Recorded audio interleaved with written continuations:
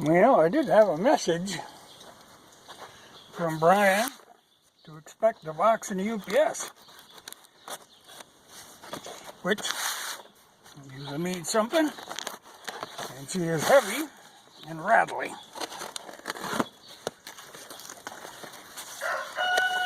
Oh yeah, I think we're in the surplus business.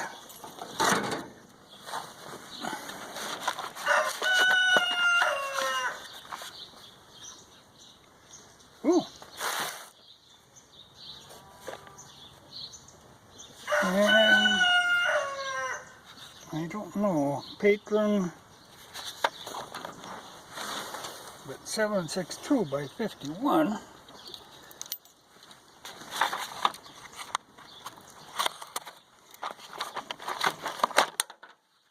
Oh, okay, I have seen these.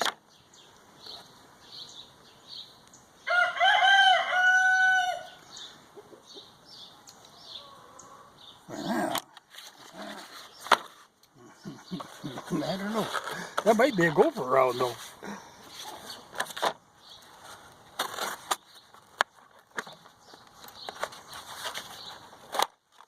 But I know somebody was up here one day with some of these that were like training grounds.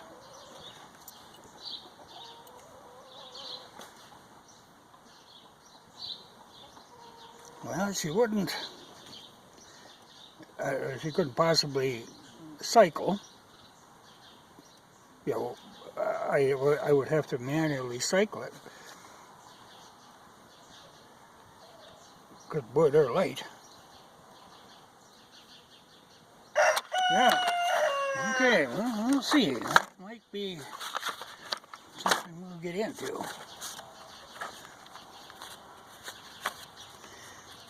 Yes, looks like... Oh, this is that Mosin training grounds that I was shooting gophers with the other day. Yeah, they're interesting. It does surprise me how loud they are. Yeah, I got a couple boxes of them. Nope, 3 boxes of them.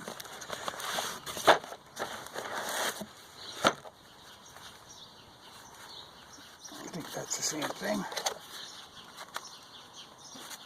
Yeah, I don't really know where he gets this stuff, but these are kind of cool.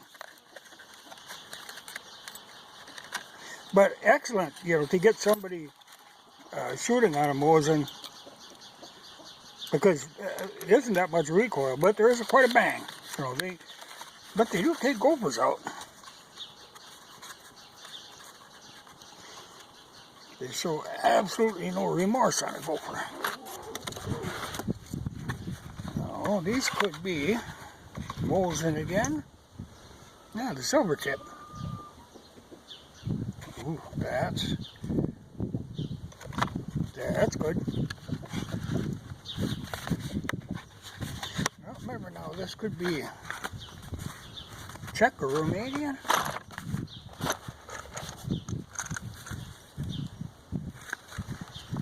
Now, this is different. So it must be a blank for a Mosin. Because the end is just crimped. Well, that's different.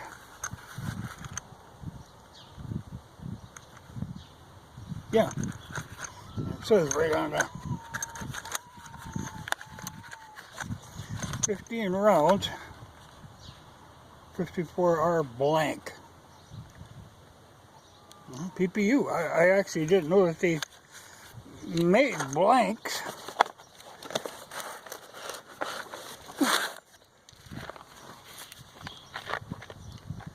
$555 rounds of Winchester 22.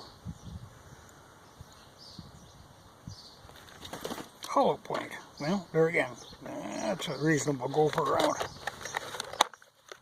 Except people say about the Thompson after gophers.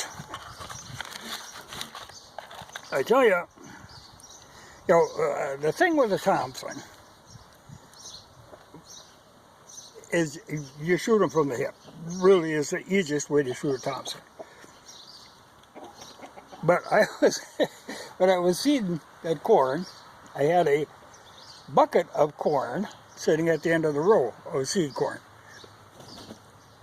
And I'm halfway down the row, and I hear a rattling.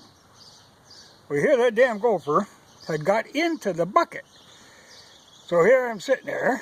I don't want to shoot my bucket. You know, it was one of my good galvanized pails. So I had to kind of sneak up on him. And he jumped out of the bucket and took off running through the grass, well, through the garden. And I was blazing away at him, and then he got into tall grass on the other side of the garden, and I was still blazing away at him. And I don't know if he got away or if I got him. I know he's probably still shaking. He was diving and jiving. Very hard to hit a moving gopher from the hip. Okay, another one of these plastic discs. Well, you know, okay, this is going to be a day here where I'm going to take out the 308 and the Mosin. The blanks is interesting, though. And these, I don't know what the, you know, they got to be a training round of some sort, but the purpose behind them eludes me. But that should be 308. So they should work in my Springfield.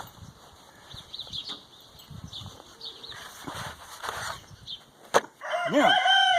Well, that's 2022, considering I don't shoot a lot of 22. And people are begging for this stuff.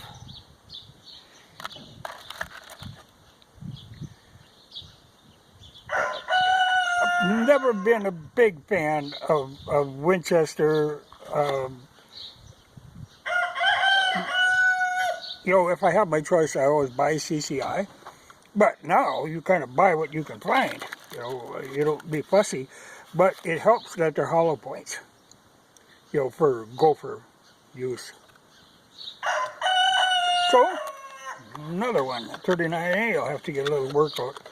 Or the old Stevens single shot. But they ain't fussy about ammunition.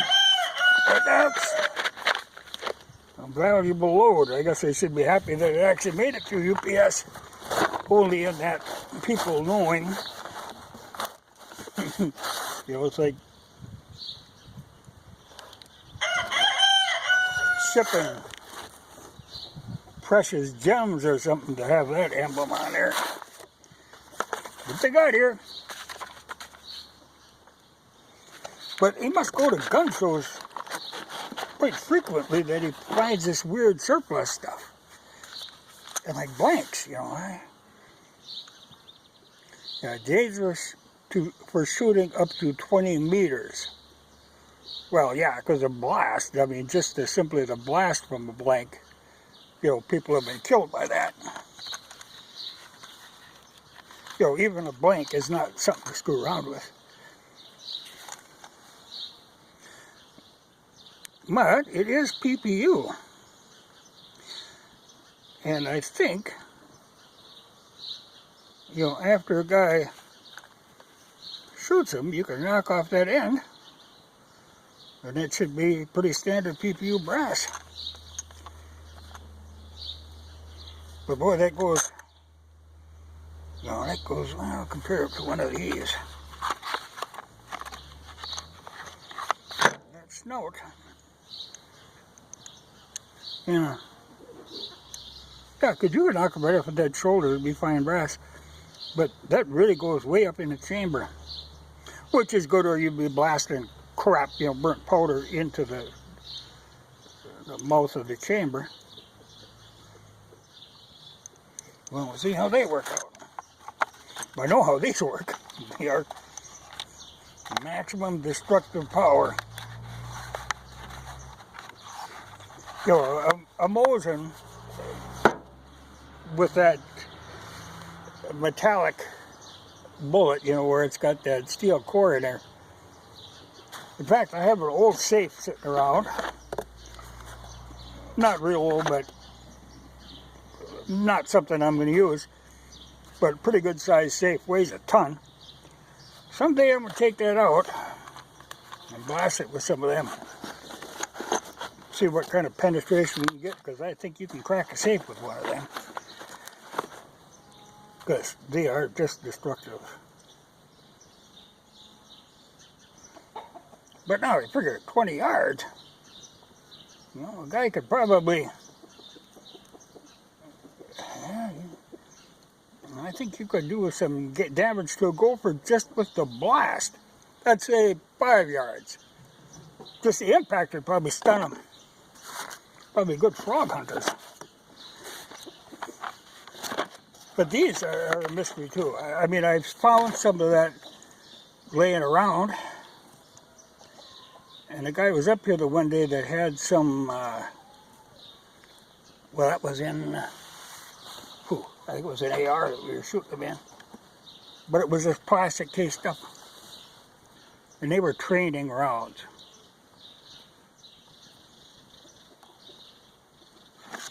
Yeah, I'm curious to see how that works out.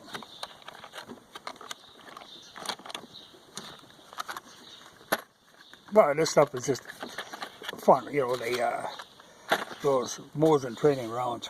Well, thanks for Brian. That's another load that I'm sure people will be jealous of.